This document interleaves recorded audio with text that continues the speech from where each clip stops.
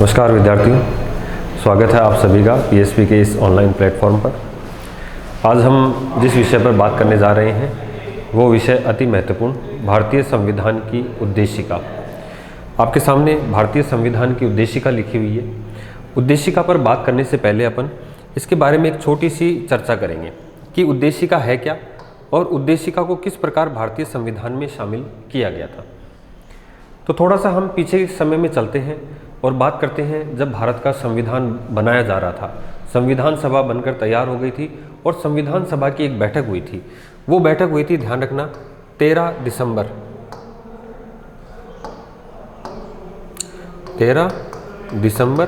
1946। संविधान सभा की इस बैठक में आपको विदित होगा कि भारत के प्रधानमंत्री जवाहरलाल नेहरू द्वारा उद्देश्य प्रस्ताव पेश किया गया था। देखिए, संविधान सभा की पहली जो बैठक थी 9 दिसंबर, फिर 11 दिसंबर और फिर 13 दिसंबर को जो बैठक हुई थी उसमें पंडित जवाहरलाल नेहरू द्वारा भारतीय संविधान के निर्माण के लिए एक उद्देश्य प्रस्ताव पेश किया गया था, जिस उद्देश्य प्रस्ताव को 22 जनवरी 1947 को पारित किया गया था। और कहा जाता है कि यही उद्देश्य प्रस्ताव, ध्यान रखना, मोस्ट इम्पोर्टेंट, भारतीय संविधान की उद्देशिका कह दो या फिर पंडित जवाहरलाल नेहरू द्वारा प्रस्तुत किया गया उद्देश्य प्रस्ताव आगे चलकर इस उद्देशिका का आधार बना। जी हाँ, बहुत मोस्ट इम्पोर्टेंट कि जो उद्देश्य प्रस्ताव था यही भारतीय संविधान की उद्देशिका का आधार बना। बात करें हम, भारतीय संविधान कहीं भी अस्पष्ट है या भारतीय संविधान की भाषा कहीं भी समझ में नहीं आती है तो उसकी जो व्याख्या है वो इसी उद्देशिका के आधार पर की जाती है। इसलिए बहुत ही महत्वपूर्ण भाग संविधान का, जहां हम बात करते हैं कि भारतीय संविधान में क्या क्या है, तो शुरुआत यहीं से होती है कि भारतीय संविधान में एक प्रस्तावना है और इसी प्रस्तावना को किस नाम से, अंग्रेजी में प्रियम्बल और वैसे क्या कह देते हैं, उद्देशिका कह देते हैं। तो बहुत ही इंपॉर्टेंट बात करें आगे कि भारतीय संविधान की जो उद्देशिका है इसके बारे में अगर हम बात करें तो इसकी पहली लाइन ही क्या कहती है, हम भारत के लोग, यानी कि भारत का संविधान किसके द्वारा, भारत के लोगों द्वारा निर्मित किया गया है। We the people of India, यानी कि जो भारत का संविधान है वो भारत के लोगों के द्वारा क्या है, नियमित है। लास्ट लाइन में देखें कि हम भारत के लोग इस संविधान को क्या करते हैं, अंगीकृत करते हैं, मानते हैं, अधिनियमित करते हैं, लागू करते हैं और आत्मा से क्या करते हैं, स्वीकार करते हैं। ये बात कहाँ पर लिखी गई है, ये भारतीय संविधान की प्रस्तावना में लिखी गई है। तो दोस्तों आगे बढ़े, प्रस्तावना में हम विभिन्न शब्दों की बात करेंगे, इसको अपन आगे डिटेल से पढ़ेंगे, लेकिन अभी अगर प्रस्तावना की बात करें तो क्या लिखा हुआ है कि हम भारत के लोग भारत को एक संपूर्ण प्रभुत्व संपन्न, समाजवादी, पंथ निरपेक्ष, लोकतांत्रिक गणराज्य बनाने के लिए, और मोस्ट इम्पोर्टेंट न्याय की बात करेगा, इसके समस्त नागरिकों को, कौन सा न्याय, आर्थिक, सामाजिक और राजनीतिक, लेकिन हमें ये चीज़ें क्रम से याद करनी है कि न्याय कौन सा दे रहा है, सामाजिक, आर्थिक और राजनीतिक न्याय की बात कर रहा है। स्वतंत्रता प्रदान कर रहा है, विचारों की अभिव्यक्त करने की, विश्वास की, किसी भी धर्म को मानने और उपासना की स्वतंत्रता देता है, समता का अधिकार देता है, प्रतिष्ठा और अवसरों को प्राप्त करने की स्वतंत्रता, मोस्ट इम्पोर्टेंट, उन सब में व्यक्ति की गरिमा और राष्ट्र की एकता और अखंडता सुनिश्चित करने वाली बंधुता को बढ़ाने के लिए। तो ध्यान रखना, भारतीय संविधान की जो प्रस्तावना है इसका क्रमबद्ध अध्ययन याद होना चाहिए, क्रमबद्ध हमें याद होनी चाहिए, क्योंकि वर्तमान समय में जो प्रश्नों की प्रकृति में परिवर्तन हुआ है वो यही परिवर्तन हुआ है कि डायरेक्ट लाइन देता है कि निम्न में से कौन सी लाइन क्रमबद्ध है।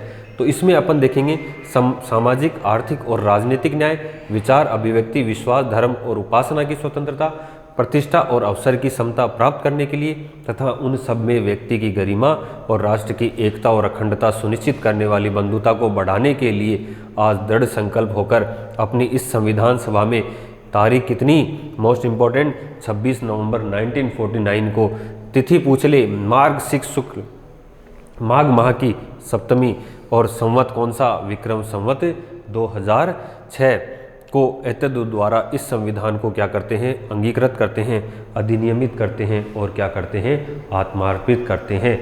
तो मोस्ट इम्पॉर्टेंट क्रमबद्ध फिर से सुनना कि हम भारत के लोग भारत को एक संपूर्ण प्रभुत्व संपन्न समाजवादी पंथ निरपेक्ष लोकतांत्रिक गणराज्य के बनाने के लिए तथा उन सब में समस्त नागरिकों को आर्थिक और राजनीतिक न्याय, विचार, अभिव्यक्ति, विश्वास, धर्म और उपासना की स्वतंत्रता, प्रतिष्ठा और अवसर की समता प्राप्त करने के लिए और उन सब में व्यक्ति की गरिमा, राष्ट्र की एकता और अखंडता को सुनिश्चित करने वाली बंधुता को बढ़ाने के लिए क्या करते हैं, 26 नवंबर 1949 को संविधान को क्या कर लिया गया, स्वीकार कर लिया गया।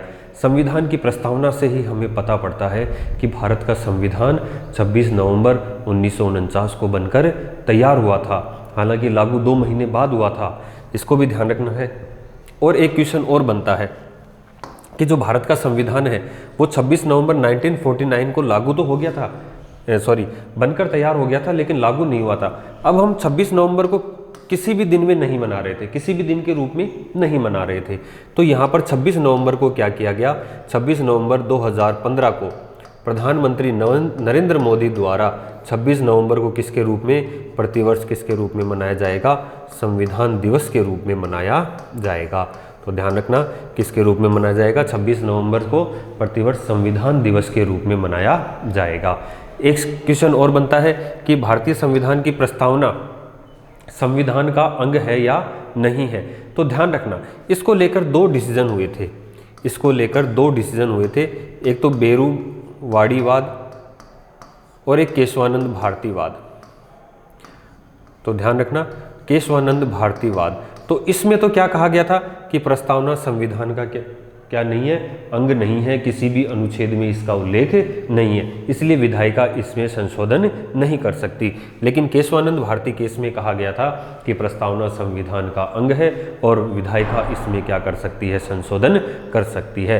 तो इसी आधार पर बात करें हम 42वां संविधान संशोधन, 42वें संविधान संशोधन की अपन बात करें 42वां संविधान संशोधन क्या हुआ था।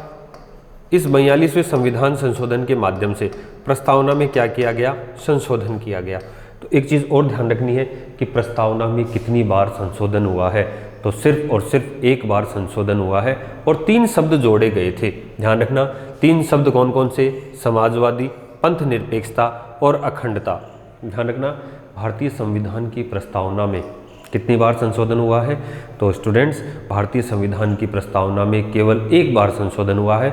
और कब हुआ है संशोधन, 42वां संविधान 1976 संविधान संशोधन अधिनियम 1976, इसके माध्यम से संशोधन हुआ और प्रस्तावना में 3 शब्द जोड़े गए, जिसमें कौन सा, समाजवादी, पंथ निरपेक्ष और अखंडता शब्द को क्या किया गया, शामिल किया गया। आगे हम थोड़ी सी बात करें भारतीय संविधान की प्रस्तावना की, तो प्रस्तावना के कुछ शब्द हैं जिनके अर्थों को समझना आवश्यक है। तो देखिए अपन बात करते हैं भारतीय संविधान की प्रस्तावना में कि हम भारत के लोग, यानी कि प्रस्तावना को क्या किया गया है, या भारत के संविधान को भारत के लोगों द्वारा क्या किया गया है, स्वीकार किया गया है। भारत को कैसा, संपूर्ण प्रभुत्व संपन्न, भारत अपने आंतरिक और बाह्य निर्णय लेने में क्या है, पूर्ण रूप से स्वतंत्र है। समाजवादी, यानी कि व्यक्ति के साथ किसी प्रकार का क्या नहीं होगा, भेदभाव नहीं होगा, समाज में सभी को क्या दी जाएगी, समानता प्रदान की जाएगी। पंथ निरपेक्ष, भारत का कोई भी धर्म नहीं होगा या राज्य का कोई धर्म नहीं होगा, राज्य सभी धर्मों को समान महत्व देगा। तो ये 2 शब्द 42वें संविधान संशोधन द्वारा जोड़े गए। लोकतांत्रिक, शासन की शक्ति जनता के हाथ में, और ये भी क्या दर्शाता है कि शासन की अंतिम शक्ति किसके हाथ में है, जनता के हाथ में है। गणराज्य, यानी कि भारत का प्रथम नागरिक जो राष्ट्रपति होता है वो जनता द्वारा क्या किया जाता है, चुना जाता है। नेक्स्ट हम बात करें समस्त नागरिकों को कौन सा न्याय, सामाजिक, आर्थिक और राजनीतिक न्याय, सभी को चुनाव में भाग लेने, चुनाव लड़ने, किसी भी रोजगार को करने, आर्थिक रूप से विकास करने, समाज में सभी को अपनी जो परिस्थिति है उसको प्रदान करने, आगे बढ़ने के क्या दिए जाएंगे, समान अवसर दिए जाएंगे। इसके अलावा स्वतंत्रता दी है अपने विचारों को अभिव्यक्त करने की, विश्वास, धर्म और उपासना की क्या दी गई है, स्वतंत्रता दी गई है। नेक्स्ट क्या दी गई है, समानता, प्रतिष्ठा और अवसरों की क्या दी गई है, समानता, नौकरियों में समान अवसर दिए जाएंगे। इसके अलावा व्यक्ति की गरिमा और राष्ट्र की एकता और अखंडता सुनिश्चित करने वाली बंधुता को बढ़ाने के लिए कितनी तारीख को? 26 नवंबर 1949 को भारतीय संविधान क्या किया गया? अधिनियमित किया गया। तो ये थोड़ा सा परिचय था भारतीय संविधान की प्रस्तावना का। तो मोस्ट इंपॉर्टेंट, भारतीय संविधान की प्रस्तावना में एक बार संशोधन हुआ है, 3 शब्द जोड़े हैं, समाजवादी, पंथ निरपेक्षता और अखंडता। संविधान की जो प्रस्तावना है या उद्देशिका है, ये संविधान का क्या है? भाग है। इसमें हमें क्या करना है? क्रमबद्ध याद करनी है। प्रस्तावना को बिल्कुल क्रमबद्ध याद करनी है, ध्यान रखना। प्रस्तावना को क्रमबद्ध याद करेंगे तभी हमारे क्वेश्चन अब सही हो पाएंगे, क्योंकि अब डायरेक्ट क्वेश्चन नहीं पूछता है, अब यही पूछता है कि स्वतंत्रता के क्रमबद्ध रूप को समझाइए। तो विचार, अभिव्यक्ति, विश्वास, धर्म और उपासना की स्वतंत्रता। न्याय कौन सा? सामाजिक, आर्थिक और राजनीतिक। शब्दों में हेरफेर करेगा, आर्थिक को पहले दे देगा या राजनीतिक को पहले दे देगा, तो वहीं हमारा आंसर गलत हो जाएगा। तो सामाजिक, आर्थिक और राजनीतिक न्याय। प्रतिष्ठा और अवसरों की क्या दी जाएगी? समानता दी जाएगी। तो इसको थोड़ा सा कि हम भारत के लोग भारत को एक संपूर्ण प्रभुत्व संपन्न समाजवादी पंथ निरपेक्ष लोकतांत्रिक गणराज्य बनाने के लिए, तो ये क्या करना है? हमें क्रमबद्ध याद करना है। तो ये भारत के संविधान की क्या है? प्रस्तावना है। धन्यवाद।